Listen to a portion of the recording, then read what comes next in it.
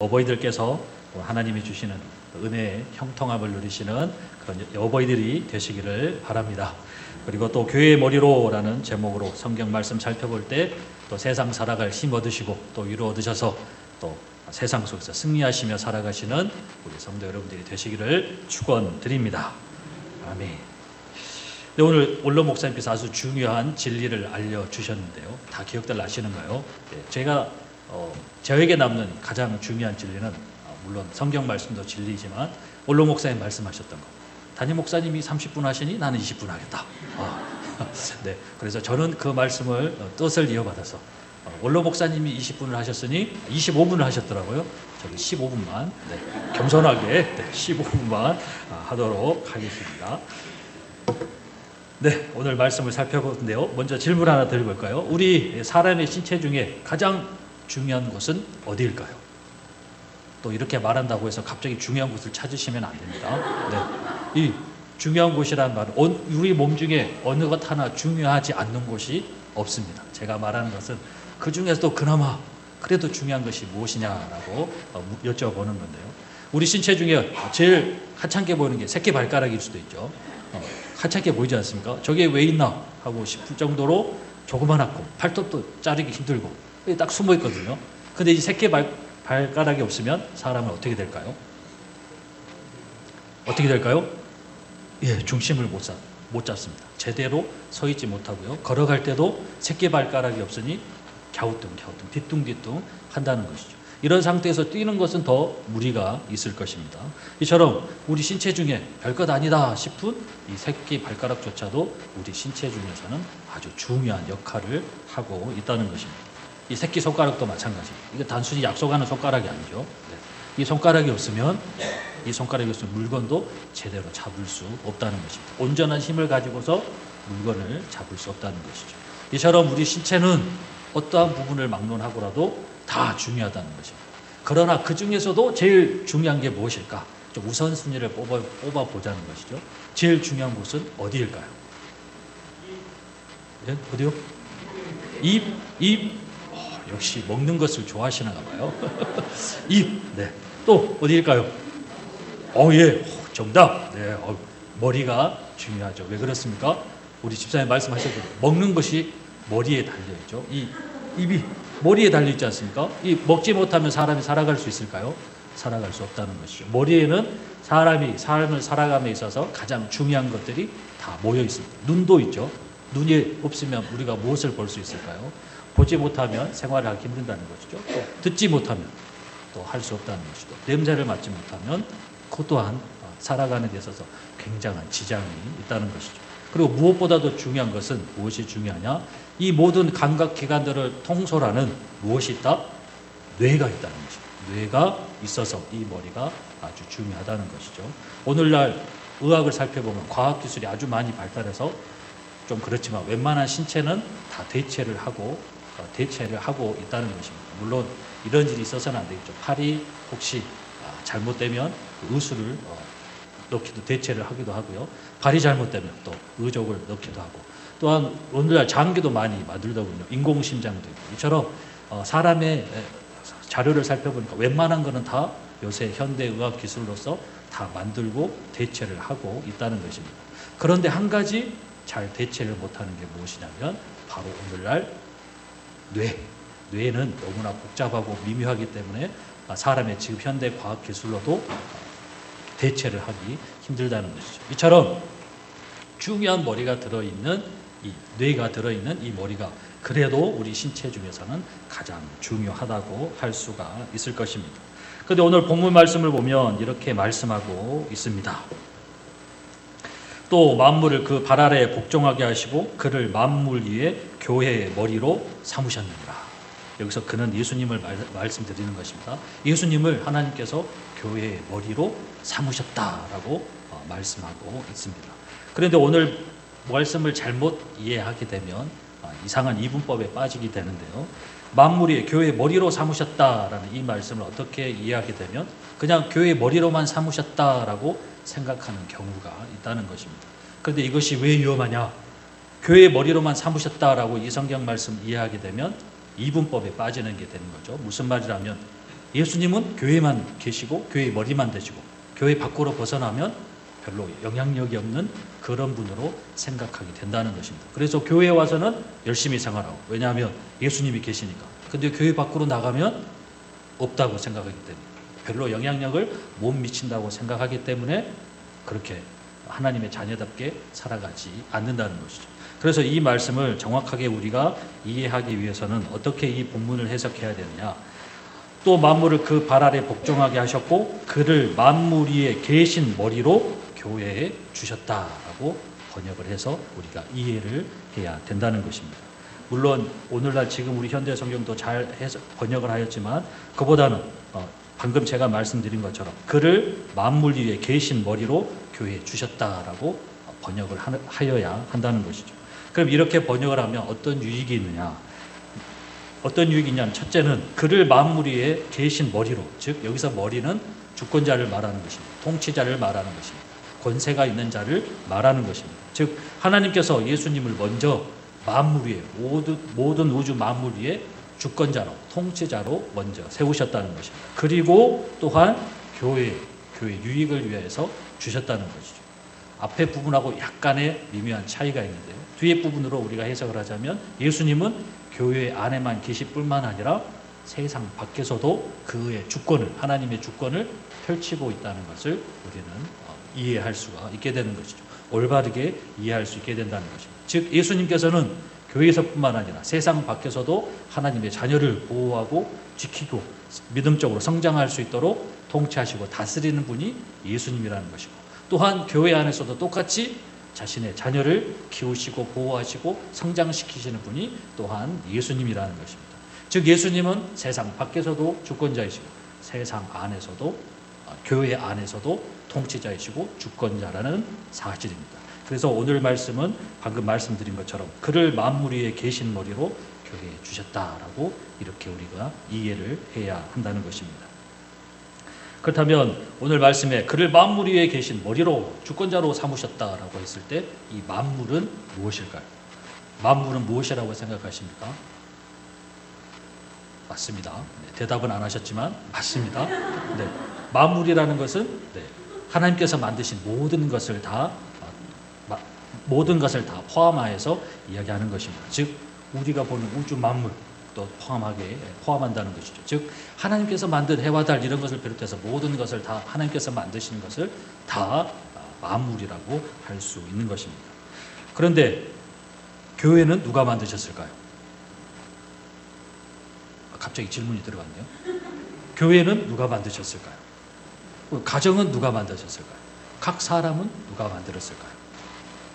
교회는 누가 만드셨습니까? 마태복음 16장 18절을 보면 또 내가 네게 이르노니 너는 베드로라 내가 이 반석 위에 내 교회를 세우리니. 즉 이 말씀을 의지하여 보면 교회를 만드시는 분은 사람이 아니라 바로 하나님의 아들이신, 그리고 하나님의 모든 주권을 이어받으신 예수님께서, 즉 성자 하나님께서 만드신 것이 교회라는 것입니다. 즉 교회는 사람이 만든 것이 아니라 하나님께서 창조하신, 하나님이 만드신 만물 중에 하나라는 것입니다. 그러면 가정은 누가 만들었을까요? 우리가 잘 아는 것처럼 가정은 이미 하나님께서 만드신 것입니다. 창세기를 통해 우리가 봤을 때 이미 남자를 만드시고 남자가 독차하는 것이 안쓰럽게 보여져서 여자를 주시고, 또한 그 여자와 남자가 함께 한 가정을 이룰 수 있도록 해주신 분이 하나님이시라는 것이죠. 그래서 가정도 하나님이 만드신 만물 중에 하나라는 것입니다. 그렇다면 그 가정을 이루는 사람은 누가 만드셨는가요? 사람도 하나님이 만드셨죠. 창세기 보면 다 나와 있습니다. 1장 26절 하나님의 형상대로 남자와 여자를 만들었다, 창조하였다라고 말씀하고 계신다는 것이죠. 즉 세상 만물뿐만 아니라 오늘날 우리가 함께하고 있는 이 교회도 하나님께서 만드셨고, 가정도 하나님께서 만드셨고, 각 사람도 하나님이 만드셨다는 것입니다. 즉 모든 것이 다 하나님의 만물이라는 것이죠. 그런데 그 만물의 주인으로 누굴 삼으셨다? 오늘 말씀해 보면 머리로 삼으셨다, 주권자로 삼으셨다, 통치자로 삼으셨다, 주인으로 삼으셨다고 오늘 성경 말씀은 분명하게 명확하게 말씀하고 있는 것입니다. 즉 교회의 머리는, 교회의 주권자는 누구시다? 예수 그리스도라시는 것입니다. 그럼 가정의 주권자는 누구시다? 예수님이라는 것입니다. 그러면 나의 주권자는 누구시다? 나의 인생의 주인은 누구시다? 내가 아니라 예수님이라는 것입니다. 이처럼 우리의 교회, 가정, 각 개인의 주인이 우리 예수님이라는 것이죠. 그렇다면 가장 이상적으로 살 수 있는 방법은 무엇일까요? 예수님께서 주인이라신데, 그러면 오늘날 우리가 가정의 달을 맞이해서 그러면 가정의 가장 이상적인 모델은 무엇일까요? 보통 이 모델을 어떻게 설명하냐면 삼각형으로 설명을 합니다. 어떻게, 그림은 없으니까 삼각형이 있죠. 삼각형이 있다고 생각을 하세요. 삼각형이 있고 이 이후에 누가 계시냐? 우리 예수 그리스도가 계시고 여기에 누가 있다? 가정이니까 가정을 이루는 가장 기본 단위 남편과 아내가 같은 선상에서 있다는 것입니다. 같은 선상입니다. 아내가 이렇게 되는 게 아니고 남편이 이렇게 되는 게 아니고 서로가 같은 선상에서 예수님이 정점에 있다는 것이죠. 그러면서 이 가장 이상적인 무엇이다? 이 예수님을 바라보면서 이 두 사람이 함께 예수님에게 향해 달려가는 것이 가장 이상적인 모델이라는 것입니다. 즉, 달려간다는 것은 무슨 말이냐? 하나님의, 예수님의 말씀에 순종해서 그 말씀대로 살아가려고 노력하는 그 모습이 달려가는 모습이라는 것이죠. 그 말씀에 순종한다고 했습니다. 그러면 하나님께서 남편에게, 아내에게 어떤 말씀을 주셨을까요? 남편들이 제일 좋아하는 말입니다. 에베소서 5장 22절 말씀. 아내들이여 자기 남편에게 복종하기를 주께 하듯 하라. 많이 들어보셨죠? 네. 남편들이 밀리게 되면, 부부싸움에 밀리게 되면 이 말씀을 내놓고 복종하라고 했지 라고 한다는 것이죠. 그러나 우리 하나님은 공평하신 하나님이시죠. 아내에게만 그렇게 말씀하지 않으셨습니다. 남편에게 또 뭐라고 말씀하셨느냐? 이거는 또 아내들이 아주 좋아하는 말입니다.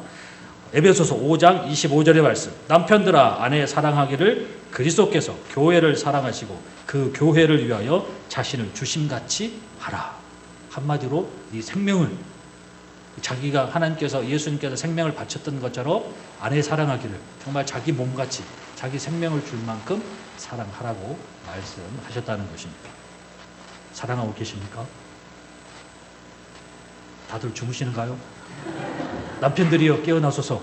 하나님께서 말씀하십니다. 아내를 사랑하기를 자기 몸을 주신 것처럼 사랑하라고 말씀하고 계신다는 것이죠.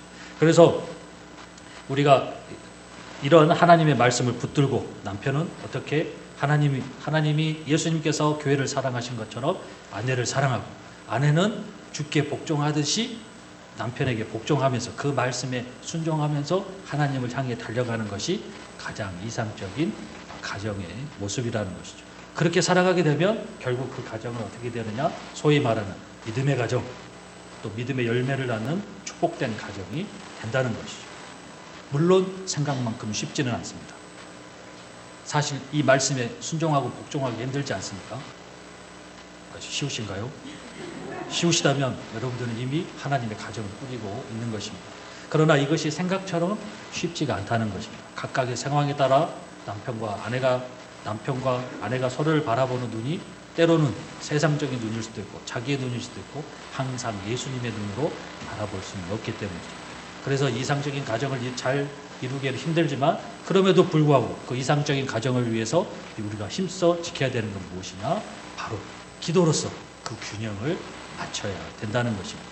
기도로서 남편과 아내가 서로 바라볼 수 있는 그 예수님의 눈을 가질 수 있도록 기도로서 그 눈을 서로 맞춰야 한다는 것입니다. 그리고 그 시선을 예수님의 말씀으로, 예수님의 시선으로 옮기고 또 예수님을 바라보면서 살아가야 된다는 것이죠. 그러면 반드시 좋은 가정, 믿음의 가정을 이루게 된다는 것입니다. 이 똑같은 원리는 부모와 자녀에게도 해당이 되는 것입니다. 하나님께서는 또한 자녀를 주시면서 뭐라고 말씀하셨냐면 시편 127편 3절에서 5절 말씀, 특히 3절의 말씀을 보면 이렇게 말씀하고 있습니다. 보라, 자식들은 여호와의 기업이요 태의 열매는 그의 상급이로다. 이 말씀은 곧 무슨 말씀입니까? 자식들은 여호와의 기업, 다른 말로 하면 하나님 것이라는 것입니다. 그런데 태의 열매는 그의 상급이로다. 하나님께서 선물로 주신 것이, 각 가정에 선물로 주신 것이 자식들이라는 것이죠. 그런데 그 자식들의 소유가 누구에게 속해 있다? 하나님에게 속해 있다는 것입니다. 그래서 우리 부모님들이 항상 듣는 말씀이지만 자식을 바라볼 때 내가 낳았으니고 내가 키우니 내 거다라는 생각을 가시기 전에 먼저 하나님 말씀에 하나님께서 주신 나의 상급이고 나에게 주신 또한 기업이다. 하나님 것이다 라는 생각을 먼저 가져야 된다는 것입니다. 그 말씀을 기억에 둔 채, 그 말씀을 명심한 채 오늘 살펴보았던 것처럼 에베소서 6장 4절의 말씀처럼 또 아비들아 너희 자녀들 노엽게 하지 말고 오직 주의 교훈과 훈계로 양육하여야 한다는 것입니다. 물론 말처럼 쉽지 않습니다. 그러나 그렇게 하기 위해서는 또 무엇이 필요합니까? 그것을 위한 기도가 또한 필요하다는 것이죠. 기도하면서 그렇게 해야 한다는 것입니다. 그런데 항상 기억할 것은 자식은 내 것이 아니라는 사실을 기억하셔야 된다는 것이죠. 실질적으로 아들이 결혼하고 나면 아들은 누구 것일까요? 며느리 겁니다. 네. 그렇죠. 네, 안타까운 현실이죠. 네, 어찌됐든 우리가 현실 속에서도 그렇게 한다는 것이죠. 그러나 그게 결혼해서도 아들이 아내의 것인 것이든 실질적으로 이 자식들은 하나님의 것이라는 사실을 잊어서는 안 된다는 것입니다. 그런데 우리가 항상 살아다 보면 항상 잊는다는 것이죠. 중요한 이 사실을 항상 잊고 일단 내가 과거에 못했던 나의 꿈을 너를 위해서 이루리라고 하면서 자식들에게 많은 부담을 주면서 그 부담을 잘 받아낸 자식들은 다행히 잘 클 수 있지만 그것을 못 받아내는 자식은 굉장한 자괴감에 빠져서 큰 실패를 겪는 경우도 있다는 것입니다. 이처럼 우리가 생각해야 되는 건 무엇이냐? 자식은 하나님 것이다. 나에게 선물로 주신 것이다. 라는 것으로 생각하고 그 사실을 인정하면서 살아야 된다는 것이죠. 반대로 자녀들도 마찬가지죠. 에베소 6장 1절에서 말씀하셨죠. 자녀들아 주 안에서 너희 부모에게 순종하라. 이것이 옳다라고 말씀하고 있다는 것입니다. 그러니까 저희 청년들에게는 이미 설교를 했었지만 전도서 12장 1절에 보면 이렇게 말합니다. 너는 청년의 때에 너의 창조주를 기억하라. 전도서가 항상 말씀하는 게 그 앞절을 또 보면 너희 젊은 날을 열심히 살아라. 그런데 하나님께서 너희 각 행위를 심판하실 줄 또한 알라라고 말씀하고 계셨다는 것이죠. 우리 청년들 부모의 그늘이 정말 어떨 때는 숨이 막힐 때도 있습니다. 저도 그랬습니다. 숨이 막힐 때도 있어요. 그러나 그렇다고 해서 밖으로 튀어나간다고 해서 부모의 그늘을 벗어난다고 해서 그 청년이 잘 살아가느냐, 그 삶이 잘 살아가느냐, 미안하지만 결코 그렇지 않다는 것입니다. 그래서 우리 청년들이 기억할 건 무엇이다? 하나님께서 나를 이 가정에 선물로 주셨듯이 또한 반대로 나에게 선물로 주신 분들이 바로 부모라는 것을 또한 반드시 기억하여야 한다는 것입니다. 그래서 주 안에서 하나님께서 나에게 그것을 부모님이 허락하셨다는 것을 알고 주 안에서, 사람 안에서가 아닙니다. 자기의 생각 안에가 아니고 주 안에서, 그리스도의 말씀 안에서, 하나님의 말씀 안에서 부모에게 순종하여야 한다는 것입니다. 때로는 복종도 할 줄 알아야 된다는 것입니다.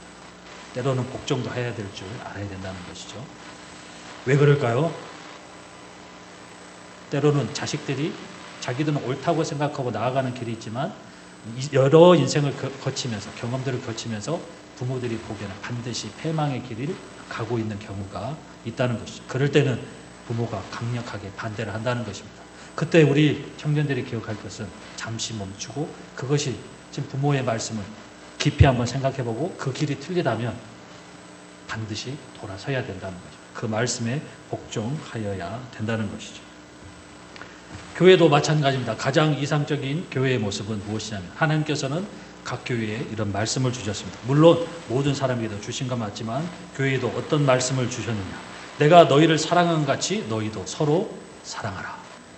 그러니까 각 교인, 각 성도가 서로를 바라볼 때 예수님의 눈으로서 사랑하는 눈으로 서로를 바라보면서 그 말씀을 기억하면서 예수님을 향해 가야 한다는 것입니다. 사랑하는 게 세상에서 제일 쉽기도 하지만 또 제일 어려운 게 사랑하는 것이 제일 어렵죠. 그렇지만 그렇게 해야 된다는 것입니다. 그렇게 해야 할 때 비로소 이 교회가 하나님의 온전한 예수 그리스도의 온전한 교회가 되시는 것이고 또 그렇게 할 때 가정도 그렇게 할 때 또 그 가정이 또한 온전한 하나님의 가정이 된다는 것입니다. 가정과 교회를 설명했지만 각 개인도 마찬가지입니다. 아까 우리가 살펴봤듯이 우리도 하나님께서 만드신 만물 중에 하나라는 것이죠. 그래서 그 주인이 누구시다?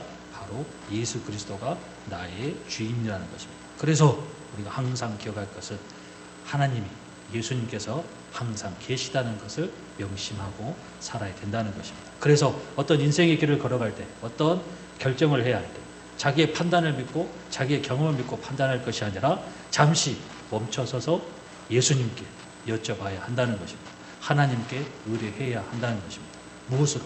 기도로서 의뢰해야 한다는 것입니다. 그리고 응답을 받고 움직여야 한다는 것입니다. 그것이 소위 예수 그리스도를 나의 주인으로 모시고 있다는 자녀들의 올바른 태도인 것입니다. 이제 말씀을 맺겠습니다. 15분이 됐거든요. 이제 말씀을 맺겠습니다. 오늘 말씀을 통해서 우리가 살펴보았다는 것은 예수님께서 모든 것의 머리가 되신다는 것입니다. 모든 것의 주인이 되신다는 것입니다. 교회의 주인도 예수님이시고 가정의 주인도 예수님이고 각 사람의 주인도 예수님이라는 것입니다. 그리고 더 나아가 이 온 세상의 주인도 예수님이라는 것입니다. 이 사실을 잊지 않고 살아가시는 우리 성도 여러분들이 되시기를 바랍니다. 그래서 살아가시는 항상 모든 일에 예수님께 의뢰하고 또한 그렇게 의뢰하고 살아가시는 귀한 하나님의 자녀들이 되시기를 바랍니다.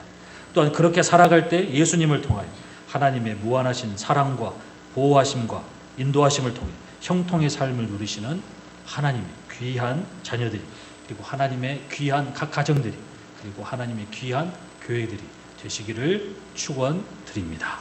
아멘.